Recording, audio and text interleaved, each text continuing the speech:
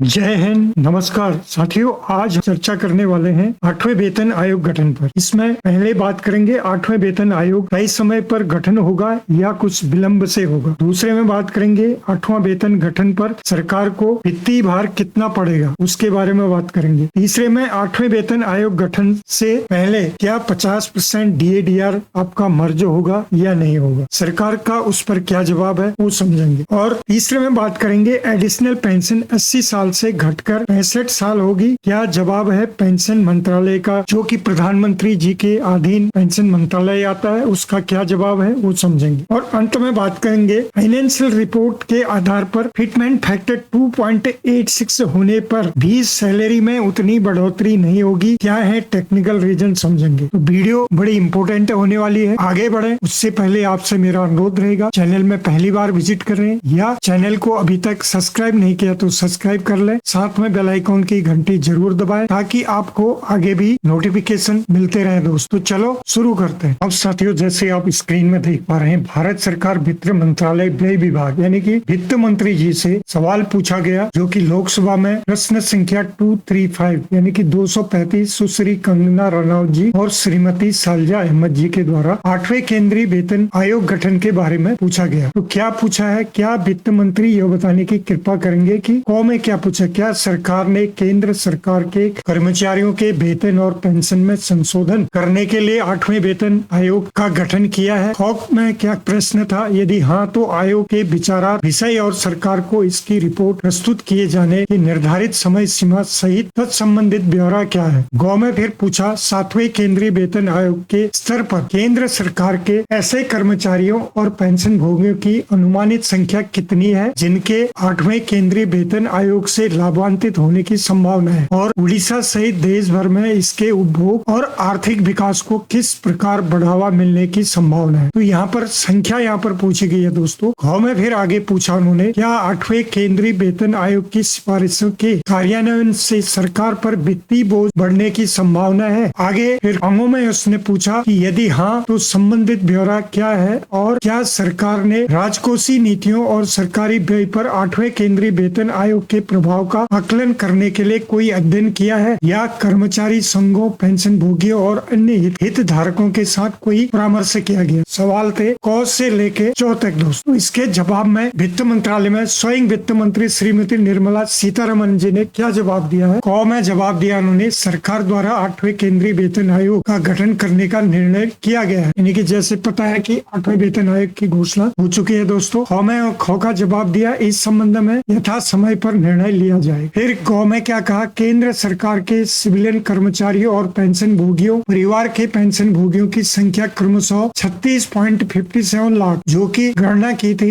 1 मार्च 2025 के अनुसार, और 33.91 लाख जो कि 31/2024 के अनुसार, इतनी यहाँ पर गणना के अनुसार फिगर बताए गए दोस्तों। रक्षा कर्मी और पेंशन भोगी भी इससे लाभान्वित होंगे कह रहे हो। ख और अंगों में उन्होंने कहा 8वें केंद्रीय वेतन आयोग द्वारा सिफारिशें किए जाने और सरकार द्वारा इन्हें स्वीकार कर लिए जाने पर 8वें केंद्रीय वेतन आयोग की सिफारिशों के वित्तीय निहितार्थ के बारे में पता चलेगा। 6 में उन्होंने कहा विचारार्थ विषय पर रक्षा मंत्रालय, गृह मंत्रालय, कार्मिक एवं प्रशिक्षण विभाग और राज्यों सहित प्रमुख स्टेक होल्डरों से इनपुट मांगे गए हैं। 8वें केंद्रीय वेतन आयोग द्वारा सिफारिशें किए जाने और सरकार द्वारा उन्हें स्वीकार कर लिए जाने के बाद ही 8वें केंद्रीय वेतन आयोग के प्रभाव का मूल्यांकन किया जा सकता है, जो कि इनपुट मांगे उन्होंने। तो ये यहाँ पर दोस्तों वित्त मंत्री जी के द्वारा जवाब दिया गया। अब अगला राज्यसभा में क्या जवाब दिया गया है, ये भी 8वें वेतन आयोग गठन के बारे में ही है। इसमें आप देखेंगे भारत सरकार और व्यय विभाग वित्त मंत्रालय से पूछा गया राज्यसभा में। क्वेश्चन संख्या 2009 में श्री जावेद अली खान जी के द्वारा पूछा गया, DADR और मूल वेतन पेंशन में विलय अर्थात DADR मर्ज होगा या नहीं होगा। क्या वित्त मंत्री यह बताने की कृपा करेंगे कि क्या सरकार मंत्री जी द्वारा इस महती सभा में प्रस्तुत किए गए आंकड़ों के अनुसार पिछले 32 वर्षों के दौरान अभूतपूर्व मुद्रास्फीति और हाल ही के वर्षों के दौरान की गई DADR की कम गणना को देखते हुए 8वें केंद्रीय वेतन आयोग की रिपोर्ट तैयार होने और अपनाए जाने के पहले अंतरिम राहत के रूप में केंद्रीय सरकारी कर्मचारियों, पेंशन भोगियों के मूल वेतन पेंशन में 50% DADR को विलय करने का विचार रखती है, यानी कि 50% DADR को मर्ज किया जाएगा। ये क्वेश्चन है दोस्तों। में यदि हाँ तो तत्संबंधित ब्यौरा क्या है और गौ में यदि नहीं तो इसके कारण क्या है दोस्त। अब यहाँ पर वित्त राज्य मंत्री श्री पंकज चौधरी जी द्वारा जवाब दिया गया। गौ का जवाब उन्होंने नहीं के रूप में दिया अर्थात और खो में प्रश्न नहीं उठता। उन्होंने बताया गौ का उन्होंने बताया कि महंगाई भत्ता यानी कि DA/DR केंद्र सरकार के कर्मचारियों पेंशन भोगियों को जीवन यापन की लागत को समायोजित करने और मुद्रास्फीति के कारण उनके मूल वेतन पेंशन को प्रस्तावित मूल्य में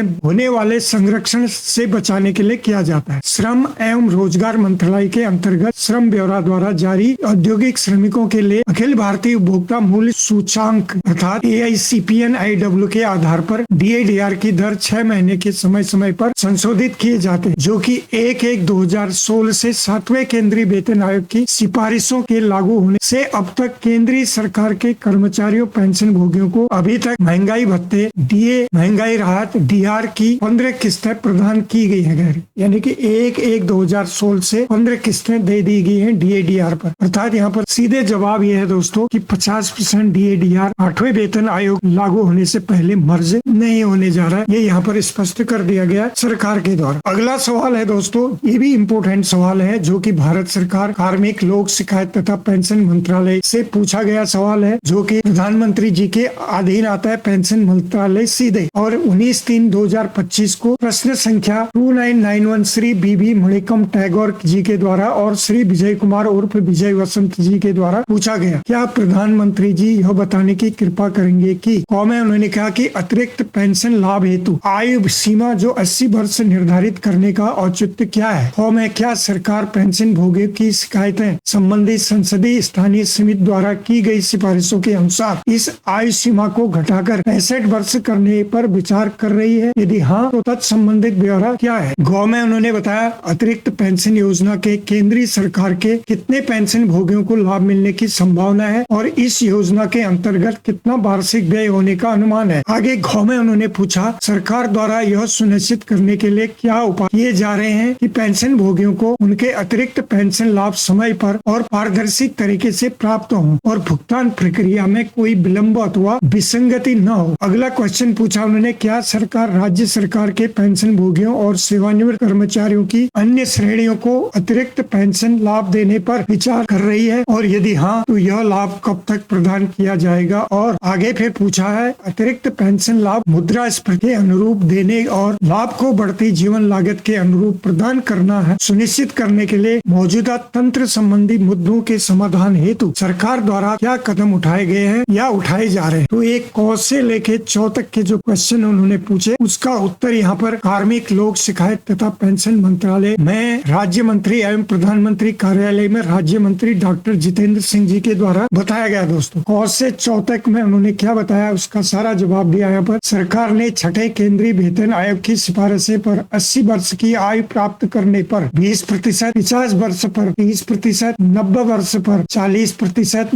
95 वर्ष पर 50% और 100 वर्ष होने पर 100% अतिरिक्त पेंशन को मंजूरी दी गई है। इस औचित्य पर वयोवृद्ध पेंशन भोगी अधिक धनराशि की अपेक्षा करते हैं क्योंकि आयु के साथ उनकी आवश्यकताएं विशेषतः स्वास्थ्य संबंधी आवश्यकताएं बढ़ जाती हैं। संसदीय स्थानीय समिति द्वारा 1/2021 की अपनी 10वीं रिपोर्ट में अतिरिक्त पेंशन संशोधन करने के लिए की गई सिफारिश के संबंध में सरकार द्वारा विधिवत जांच की गई, जो कि 6/6/2022 के अनुवर्ती कार्रवाई रिपोर्ट प्रस्तुत की गई थी, जिस संसदीय स्थायी समिति के दिनांक 8/2022 की अपनी 120वीं रिपोर्ट में अनुवर्ती कार्रवाई रिपोर्ट को नोट किया गया और कहा कि समिति फिलहाल इस मामले को आगे नहीं बढ़ाना चाहती है। अतिरिक्त पेंशन जैसे ही देय होती है पेंशन संवितरण प्राधिकरणों बैंक द्वारा पेंशन भोगी कुटुंब पेंशन भोगी को इसका स्वतः भुगतान कर दिया जाता है। अर्थात दोस्तों जो 65 वर्ष 70 वर्ष 75 वर्ष की जो मांग थी वो मांग यहाँ पर स्वीकार नहीं किया गया, ये यहाँ पर बताया गया दोस्तों। यानी कि जो